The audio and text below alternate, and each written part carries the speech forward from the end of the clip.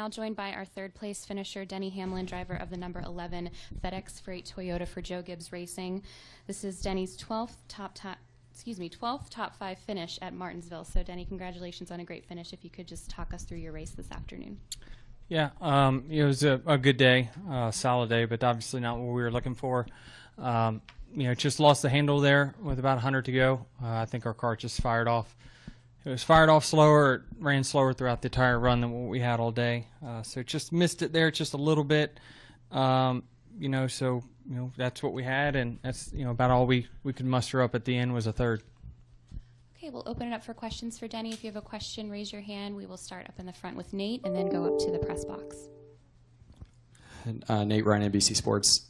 Denny, did you have a chance to talk to Kyle at all after? Okay. He seemed a little displeased about how the JGR cars worked together in the final, I guess, 100 laps or so. I think he felt like he and Kenseth were faster than you, and you guys should have sorted it out better. Do you have any reaction? I don't think so. I think that, especially when we're racing for third or something like that, we got to do everything we can to get every position. Really for us, we had a better car in the long run, and really those guys pressured me pretty good, I thought, for the first 40 to 50 laps of the run, and then I thought we separated ourselves fairly well. So I don't think, I may have held those guys up for a little bit of that final run, but definitely don't think I was holding up anyone at the end for sure. Okay, any additional questions? Okay, come to Jenna and then back to Nate. Denny, you had another speeding penalty today. Walk us through that. I know that was something you were really focused on and had studied for. Yeah, I just, it was a one section right outside, and I typically, the way I shift from first to second, leaving my pit box, I usually wind out first gear, and with first and second gear being so close together, I was over. I knew when they called it, that I sped. So it wasn't like we were just rolling too fast. It was just exiting my pit box. I got jammed up there, if I remember right. I got jammed up by whoever was pitted in front of me. There was cars coming on the outside, so I was trying to gas to get clear of them and then back off, and just these shorter sections, I just didn't have time to get it back. With Jimmy winning, now it's mathematically only possible for 3 JGR cars to get in there. You guys, with the way that Martin worked and let people lead a lap today, you guys seem to be working well together, but at what stage does it become cutthroat now that you know that minimum one of you can't go on? Yeah, I mean, that's the tough part about it for sure, is that we're in a team business, but we're also in a business to win for our sponsors and ourselves. I think at the end, you got to do what's best for yourself. I mean, we made deals about restarts and things like that, but obviously, I think I got 2 taps or something like that from the 20. But I definitely didn't feel like we were holding up anyone at the end by any means. I didn't even see it the 18 at the end. But it's just part of it. I think that we're all frustrated. We had probably first, second, third, fastest cars throughout the day, and then we end up 3, 4, 5. It's frustrating for all of us. Go ahead, Nate. You and Jimmy got together a couple of times, I think, early in the race, and you seem frustrated with him on the radio. Could you give us your side of that? Yeah, my side is that he really put us in a bad spot at New Hampshire on a restart for 13th or 15th or something, and about wrecked us pretty much. And then so I voiced my displeasure with him after the race, and he understood why I was upset. But in return, I raced him hard for the lead, which is a big difference at Charlotte. And I think that Chad and those guys were frustrated with me and how I was holding those guys up for the lead. But it is the lead. So when we got to here, we were running for 7th, middle part of the race. I'd ran them down from the back of the pack, basically. And, he just wasn't wanting to give up the spot. And it was just costing both of us time. It was frustrating both of us. And I gave those guys, many laps to give us the position before I had to move them. And one more for you. As Jenna mentioned, his victory today ensures there'll be no JGR sweep for the championship round. I know that was always a long shot, but is it somewhat deflating that you guys, after the regular season you're not going to get all 4 cars in, and on top of that, whoever makes it now has to beat Jimmy at Miami?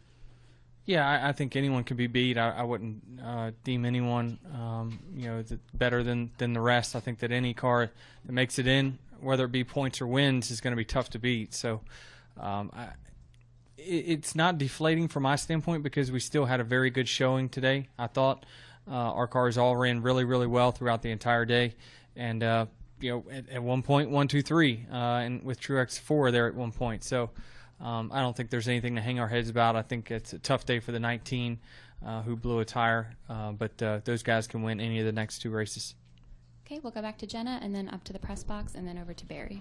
On the caution for when Jimmy got the caution and you and Kyle came, I know you two were fine, but the running order behind you guys, any idea what happened there? I know what happened. We got passed by 4 cars. That's what's frustrating is, there's – I don't know how many cameras are on between my car and NBC cameras, but somebody's got to see. I mean, even the pace car driver should see that cars are passing that shouldn't be passing.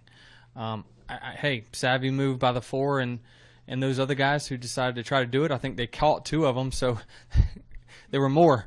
There were more that you have to get right, and I think that the stakes are so high. I really wish that we would have red flagged the race, gone, reviewed it, and gotten it right because there's 100% chance that it was not right at the end, and it changed the running order. Hopefully that doesn't change what happens going into Homestead, but I know that NASCAR's doing everything they can with the scoring that they have and things like that, but you have to get it right, and it definitely was not right. Had they red flagged it and you guys have more laps, is it possibly a different finishing order?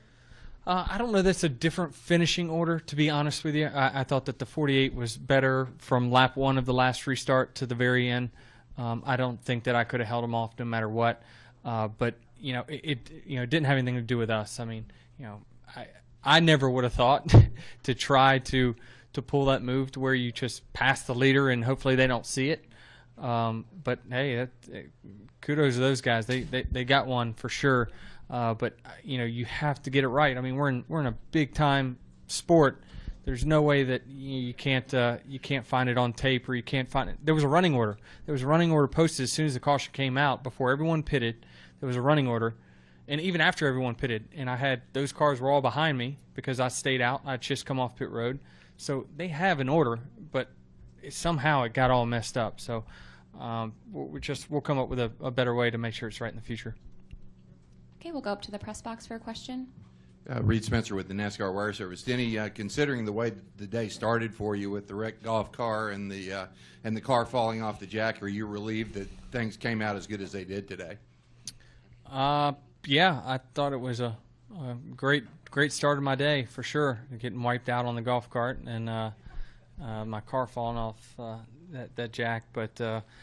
It's eventually the odds are that you're gonna have something go smooth, and really I thought as soon as we had that speeding penalty at the beginning, I knew I put ourselves back in a hole again, but I knew patience is what we needed to exercise there. We got through the pack clean, which was good. There was a few close calls, but it's just it was a tough start to the day. Great middle and blah ending.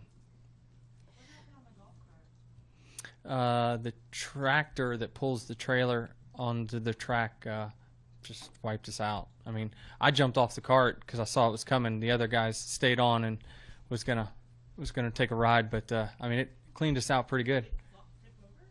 Oh no, it just destroyed it. Yeah.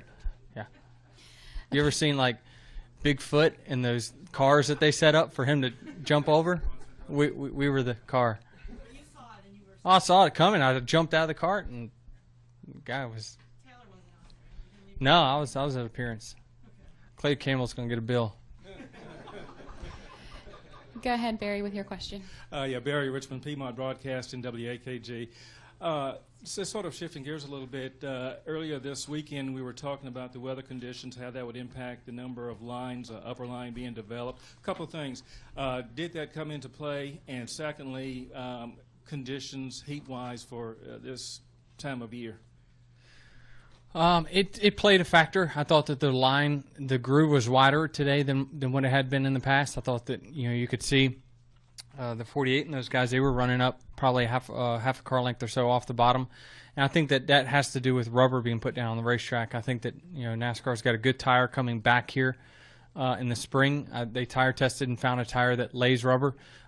Anytime you have a tire that lays rubber, it always makes for better racing. So, I think that regardless of the weather going forward, we're going to have racing like this. Any final questions for Denny? Okay, we'll come up to here to Bob.